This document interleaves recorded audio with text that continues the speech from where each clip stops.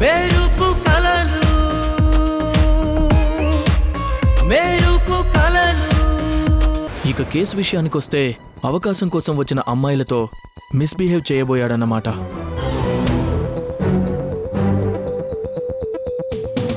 It's okay.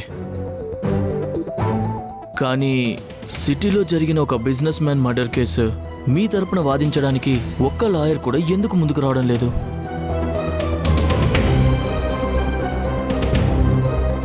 వాళ్ళని ఎవరైనా control చేస్తున్నారా?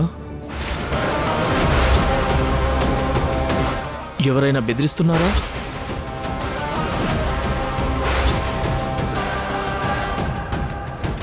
ఒకవేళ అలా చేస్తే ఎవరు చేస్తున్నారు? ధర్మతేజ మర్డర్లో ఎవరికి ఇంట్రెస్ట్ ఉంటుంది? ఒకవేళ ఉన్నా సౌందర్యాన్ని ఎందుకు టార్గెట్ చేస్తున్నారు?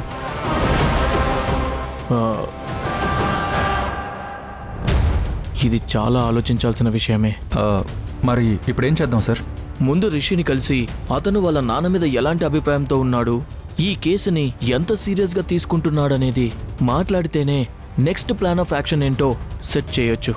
అయితే నేను వెంటనే వెళ్ళి రిషితో మాట్లాడి అక్క అలాంటిది కాదు అని చెప్పే ప్రయత్నం చేస్తాను. నువ్వొక్కదానివే ఎందుకు వెళ్ళడం? అనవసరమైన రిస్క్. నీతో పాటు నేను వస్తాను, మనిద్దరం కలిసి వెళ్దాం. మీరిద్దరూ కలిసి వెళ్ళడం ఎందుకు? నేను ఒక్కడనే వెళ్ళి కనుక్కుని వస్తాను. అవును వాసు గారు, సంయుని చూసిన ఆనందంలో అడగడమే మర్చిపోయాను. మీరెందుకు సంయుకి హెల్ప్ చేస్తున్నారు? మీకు సంయుకి ఏంటి సంబంధం?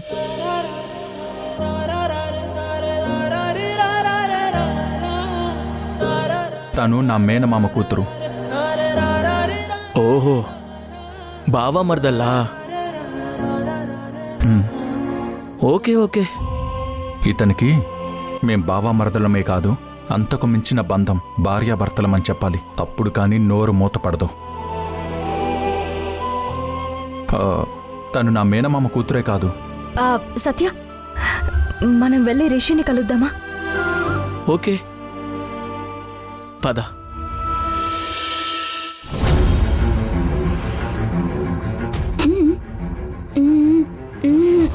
ఆ చక్రి గారు మీ మీద అటాక్ చేయటం ఇది రెండోసారి.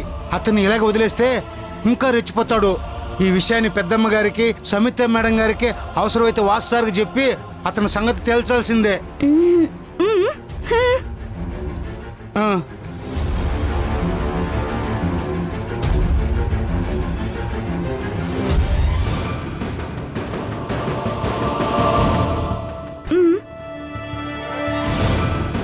ఇప్పటికే అమ్మకు చాలా ప్రాబ్లమ్స్ ఉన్నాయి.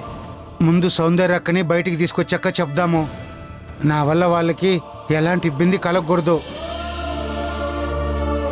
మీది ఎంత గొప్ప మనసు అమ్మా. మీరు ఎన్ని ఇబ్బందులు పట్టడానికైనా సిద్ధంగా ఉన్నారు. కానీ మీ అమ్మగారికి, మీ అక్కగారికి కష్టం కలిగించొద్దు అంటున్నారు. మీలాంటి మంచి వాళ్ళకి ఆ దేవుడు చక్రి లాంటి వాళ్ళని ఇచ్చి ఎందుకు కట్టబెట్టాడో తెలియట్లేదు.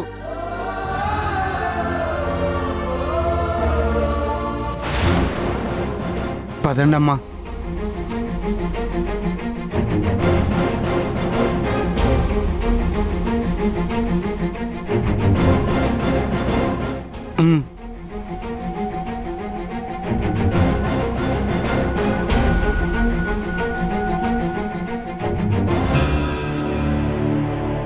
ఏమైంది సంగీత? ఈ మట్టేంటి, ఈ దెబ్బలేంటి? సంగీతమ్మ వస్తూ వస్తూ చూసుకోకుండా కాలు స్లిప్ అయింది, కింద పడ్డారు. ఆ పక్కన పిచ్చి మొక్కలుంటే అవి కాళ్ళు గీసుకుపోయినాయి. రోడ్డు మీద నడుస్తున్నప్పుడు రోడ్డు చూడకుండా దిక్కులు చూస్తే ఇలాగే ఉంటుంది. సంయుక్త, ఇది మీరిద్దరూ కలిసి వెళ్ళారు కదా? అడుగుతుంటే సమాధానం చెప్పకుండా దిక్కులు చూస్తావేంటి?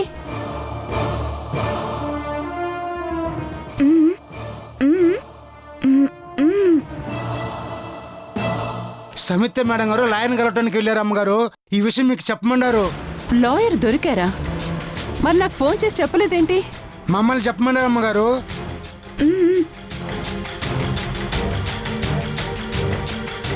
అవును, ఇదంతా నీకెలా తెలుసు? నువ్వు వేళనెప్పుడు కలిసావు? అంతే అమ్మగారు. అమ్మగారు నాకు సెంటర్లో చిన్న పని ఉందని వెళ్తే సమిత మేడం గారు నాకు అక్కడ కనిపించి సంగీత మేడం ఇంటికి తీసుకెళ్ళు, నేను లాయర్ దగ్గరికి వెళ్తాను, అమ్మగారు చెప్పమని నాకు జిప్ పంపించారు. సరే నువ్వు వెళ్ళి ఫ్రెష్ అవ్వు. అమ్మగారు నేను కూడా వెళ్తాను. లాయర్ దొరికారా? ఎవరై ఉంటారు?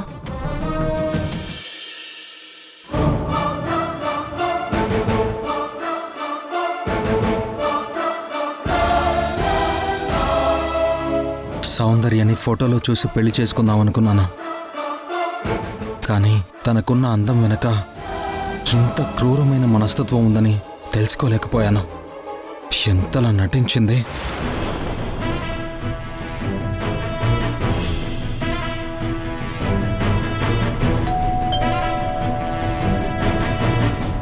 శేఖర్, ఎవరో వచ్చారు చూడు. శేఖర్ ఎక్కడున్నావు? ఎవరో డోర్ కొడుతున్నారు, వెళ్ళి చూడు. నేను సౌందర్య సిస్టర్ నండి, మీతో మాట్లాడాలని వచ్చాను. ఒక్కసారి డోర్ ఓపెన్ చేయండి, మీతో మాట్లాడాలి. నేను మీతో మాట్లాడాల్సిందేం లేదు, ఏదైనా ఉంటే కోర్టులో చూసుకోండి. ఇక వెళ్ళండి. నేను సౌందర్య లాయర్ని మాట్లాడుతున్నాను. మీతో మాట్లాడదామని వచ్చాను. మీరెవరైనా కానివ్వండి, నేను మీతో మాట్లాడాలనుకోవట్లేదు. మా నాన్నని ట్రాప్ చేసి కావాల్సినంత దోచుకుని చివరికి చంపేసిన అమ్మాయి గురించి మీరు నాతో ఏం మాట్లాడతారో వెళ్ళండి. దయచేసి అలా మాట్లాడకండి, మా అక్క అలాంటిది కాదు. మిమ్మల్ని వెళ్ళిపోమంటున్నాను, వెళ్ళండి.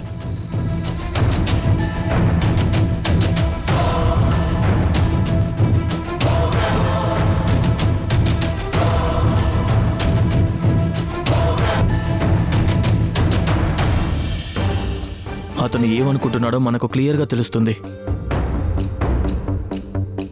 మనం లోపలికి వెళ్ళి మాట్లాడినా ఉపయోగం ఉండకపోవచ్చు.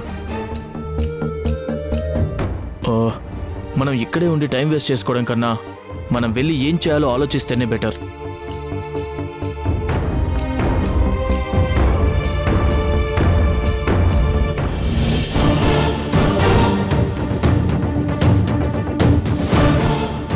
తనని ఎక్కడో చూశాను. నేను సౌందర్యని పెళ్లి చేసుకోవాలని ఇండియాకు వచ్చినప్పుడు తనొక పెళ్లిలో కనిపించింది కదా.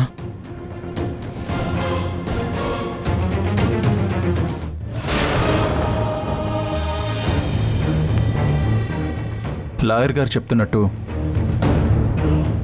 మనం సౌందర్యని ఇంకెలా బయటికి తీసుకురావాలని ఆలోచిస్తే బెటరు. పదండి వెళ్దాం.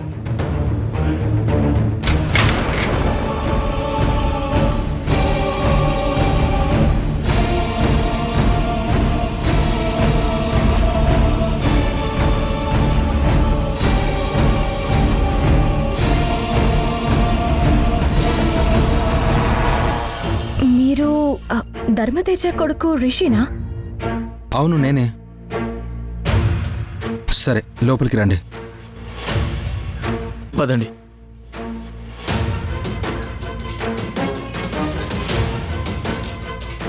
సంయుక్త, పర్లేదు, మీరు మాట్లాడండి. మీకు నా గురించి తెలుసు కదా, మా అక్క గురించి కూడా బాగా తెలుసు. మా అక్క ఇలా చేసింది అంటే మీరు నమ్ముతున్నారా?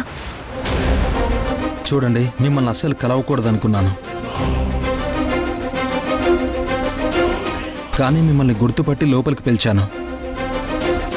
ఇక్కడ నా నమ్మకమో మీ నమ్మకమో కాదండి, సాక్ష్యాలు కావాలి. మీ అక్కే మా నాన్నగారిని చంపిందనడానికి సాక్ష్యాలున్నాయి. చంపలేదనడానికి మీ దగ్గర ఏమైనా సాక్ష్యాలుంటే చెప్పండి.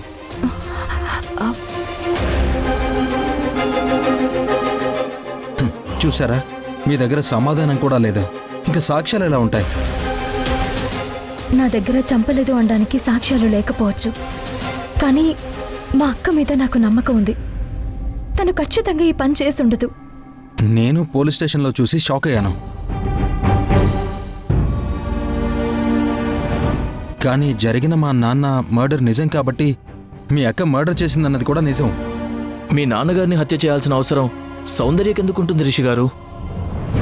డబ్బు కావచ్చు, ఆస్తి కావచ్చు, ఇంకేదైనా కావచ్చు. ఆవిడ మోటో నాకెలా తెలుస్తుంది లాయర్ గారు? ఎందుకు ఇలా చేశావని మీరు సౌందర్యని కదా అడగాలి. మీ నాన్నగారు తన వయసును మర్చిపోయి సౌందర్యని పెళ్లి చేసుకోవాలనుకున్నాడు.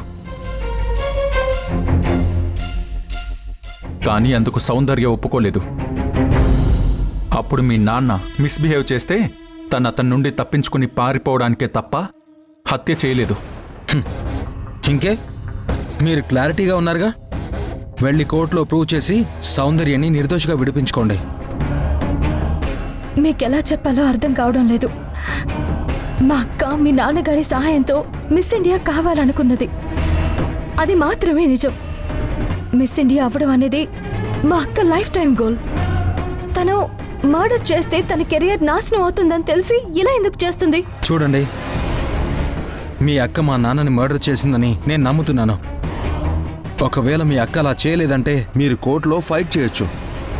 ఒకవేళ నిజంగానే మీ అక్క ఏ తప్పు చేయలేదంటే నిర్దోషిగా బయటకు వస్తుంది కదా. ఎక్స్క్యూజ్ మీ, నేను ఒకసారి మీ నాన్నగారు చనిపోయిన గది చూడొచ్చా? ఓకే, చూడండి, కానీ ఏది టచ్ చేయకూడదు.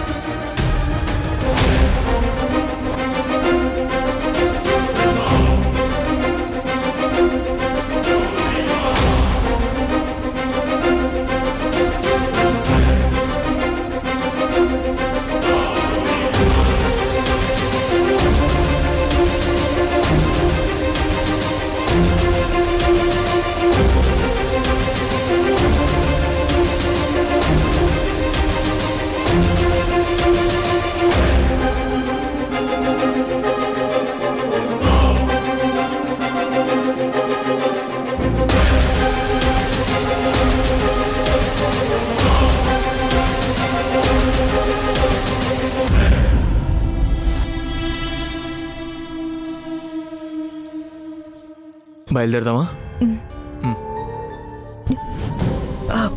రిషి గారు, మీకు దండం పెడతాను. మా అక్క ఎలాంటి తప్పు చేయలేదు. ఇదెవరో కావాలని చేసి మా అక్క మీదకి నెట్టారు. దయచేసి ఒక్కసారి ఆలోచించండి. ఒక ఆడపిల్ల మీద ఇలాంటి నింద పడితే తన భవిష్యత్ ఏమవుతుందో మీరు ఆలోచించండి. అంతకన్నా నేను మిమ్మల్ని ఏం కోరడం లేదు. సార్, వీళ్ళని ఎందుకు లోపలికి రానిచ్చారు సార్? వీళ్ళ వల్లే మన సారు ప్రాణాలు పోయాయి సార్. వీళ్ళు ముందు సౌందర్యాన్ని మన ఇంటికి పంపించి తర్వాత వచ్చి సౌందర్యాన్ని తీసుకెళ్ళడానికి వచ్చినట్టు గొడవ చేసేవాళ్ళు. అలా ఇంతకు ముందు చాలాసార్లు చేశారు సార్.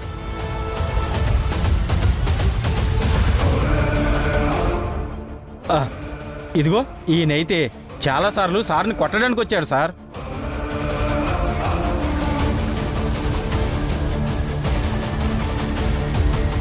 చూశారుగా సంయుక్త గారు, నేను లేనప్పుడు ఇంత అల్లరి చేసిన మీరు ఇప్పుడు వచ్చి ఏం చేయలేదంటే నేను ఎలా నమ్ముతాను?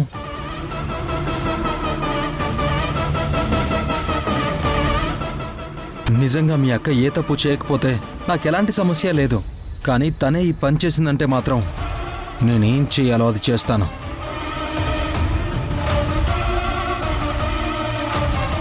ఇంకా వీళ్ళతో మాట్లాడండి సార్.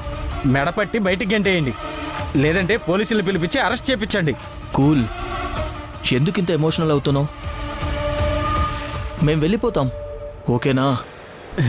ఏం చెప్పమంటారు సార్? ఏం చెప్పమంటారు?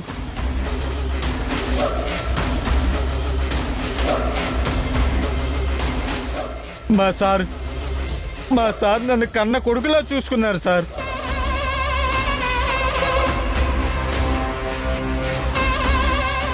అలాంటి ఆయన నా కళ్ళ ముందే చనిపోయి ఉంటే తట్టుకోలేకపోయాను సార్, తట్టుకోలేకపోయాను.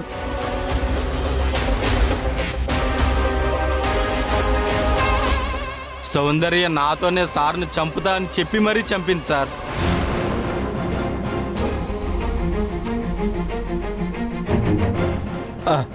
కావాలంటే నా దగ్గర రికార్డు కూడా ఉంది, అది పోలీసులకి ఇచ్చాను సార్. తను ఇలా చేస్తుందని నీకు ముందే తెలుసా? మాటలను కరెక్ట్ టైమింగ్లో రికార్డ్ చేసావు. నేను గొడవ జరుగుతుందని తెలిసే రికార్డ్ చేశాను సార్, కానీ ఆమె అన్నంత పని చేస్తుంది అనుకోలేదు సార్. అయ్యో అయ్యో. సార్, మీ ఇన్వెస్టిగేషన్ ఏదైనా ఉంటే కోర్టులో చేయండి. దయచేసి ఇప్పుడు వెళ్ళిపోండి. వెళ్దాం పదండి.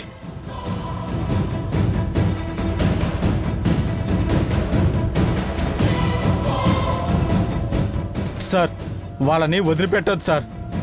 నరహంతకులు సార్ వాళ్ళు. దేవుళ్ళ లాంటి మా సార్.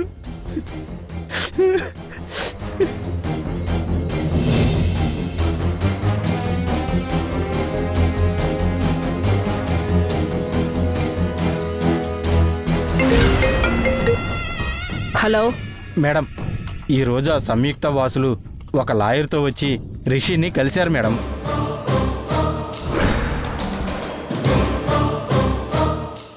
లాయర్తో వచ్చారా? నేను సిటీలో ఉన్న లాయర్లందరినీ భానుమతి వాళ్ళకి హెల్ప్ చేయకుండా చూశాను కదా, మరి ఈ లాయర్ ఎక్కడి నుంచి వచ్చాడు? అది తెలియదు మేడం, పేరు మాత్రం లాయర్ సత్యదేవ్ అని చెప్పారు. ఏం తెలియకుండా నువ్వేం చేస్తున్నావు అక్కడ? ముందు నువ్వు ఇంటికొచ్చి కనపడు. అలాగే మేడం.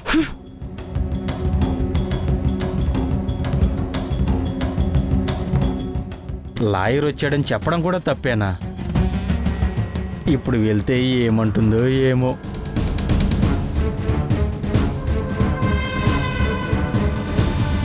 నేనిన్ని రోజులు ఇన్ని జాగ్రత్తలు తీసుకుంటున్నా, ఈ లాయర్ ఎక్కడి నుండి వచ్చాడు?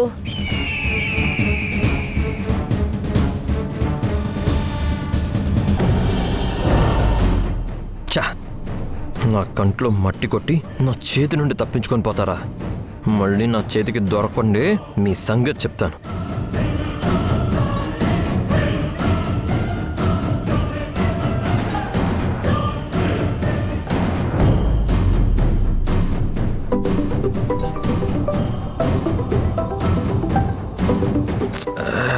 ఈ టైంలో మేడం ఫోన్ చేస్తుందేంటి? ఇప్పుడు ఎత్తి ఏం సమాధానం చెప్పాలి? Hello hello madam. చెప్పిన పని ఏం చేశావు?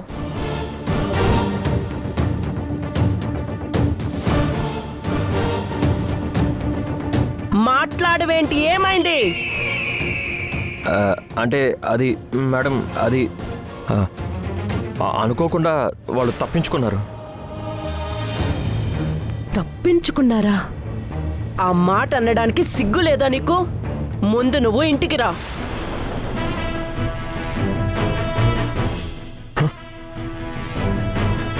ఇప్పుడు ఏం చేయాలి?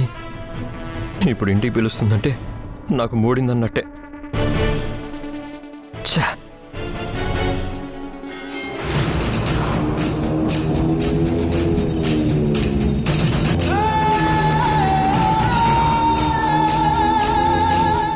సౌందర్యని కాపాడడానికి లాయర్ వచ్చాడు. సంగీత చక్రి చేతుల్లో నుండి తప్పించుకుంది. అసలు ఏం జరుగుతుంది?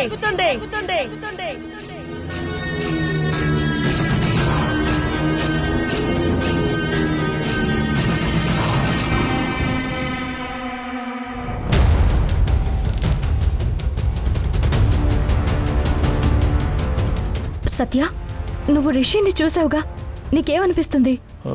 నాకు రిషిని చూస్తుంటే తండ్రి చనిపోయిన బాధలో ఉన్నాడనిపిస్తుంది. కానీ ఆ పక్కనున్న ఓవర్ యాక్షన్ క్యాండిడేట్ శేఖర్ని చూస్తుంటేనే నాకేదో అనుమానంగా ఉంది. అవును, ఆ రిషి ఫీల్ అవడం కన్నా ఇతని డ్రామా ఎక్కువైపోయింది. నాకు కూడా దీని వెనుక ఇతని హ్యాండ్ ఉందేమో అనిపిస్తుంది. అక్క చెప్పిన దాని ప్రకారం చూస్తే ధర్మతేజ చనిపోయిన రోజు అక్క ఈ శేఖర్ మాత్రమే ఉన్నారని చెప్పింది. పని మనుషులు కూడా ఆ రోజు ఎవరూ లేరంట. పైగా అక్క అన్న మాటలను రికార్డ్ చేసి పొద్దున్నే పోలీసుల్ని తీసుకొచ్చింది కూడా శేఖరే అని చెప్పింది. అక్క చెప్పిన దాని ప్రకారం చూస్తే ధర్మతేజ చనిపోయిన రోజు అక్క ఈ శేఖర్ మాత్రమే ఉన్నారని చెప్పింది. పని మనుషులు కూడా ఆ రోజు ఎవరూ లేరంట. పైగా అక్క అన్న మాటలను రికార్డ్ చేసి పొద్దున్నే పోలీసుల్ని తీసుకొచ్చింది కూడా శేఖరే అని చెప్పింది. ఈ డాట్స్ అన్నిటినీ కలిపితే మనం మొదట అనుమానించాల్సింది శేఖర్ అని అనిపిస్తుంది. మనం అతన్ని ట్రాక్ చేస్తే గానీ మనకేదైనా క్లూ దొరుకుతుంది. ఈ క్షణం నుండి నేను అదే పనిలో ఉంటాను. ఓకే బ్రో, నువ్వు ఆ పనిలో ఉండు. చిన్న క్లూ దొరికినా మొత్తం స్టోరీ మారిపోతుంది. నేను కారు తీసుకొస్తాను. సరే.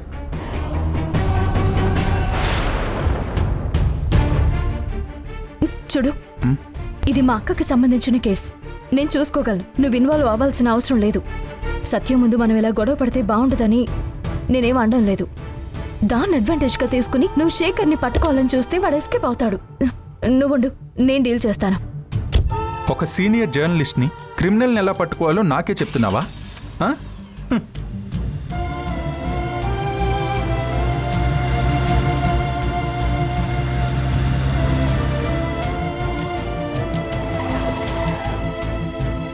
రా సంయు, కారు ఎక్కు. నిన్ను ఇంటి దగ్గర డ్రాప్ చేసి వెళ్తాను. వద్దులే సత్య, నేను వెళ్తాను. ఏంటి మొహమాటమా? నువ్వని తెలుసుకున్నా, నువ్వు నాతో లేవని తెలిసినా, తెలుసే నువ్వు రావని, తెలుసే జత కావని తెలిసినా, నిన్ను మర